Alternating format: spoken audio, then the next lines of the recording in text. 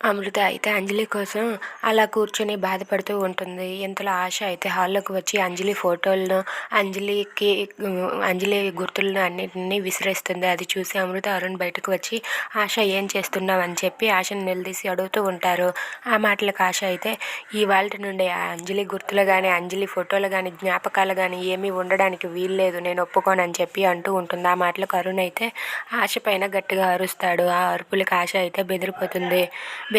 బెదిరిపోయి భయపడిపోయి, ఏంటి అలా మాట్లాడుతున్నారు, ఈ రోజు నుంచి ఆ గుర్తులేవి ఉండడానికి వీల్లేదు, నేను ఒప్పుకోనని చెప్పి ఆశ అంటూ ఉంటుంది. ఎవరు నువ్వు ఒప్పుకోకపోవడానికి?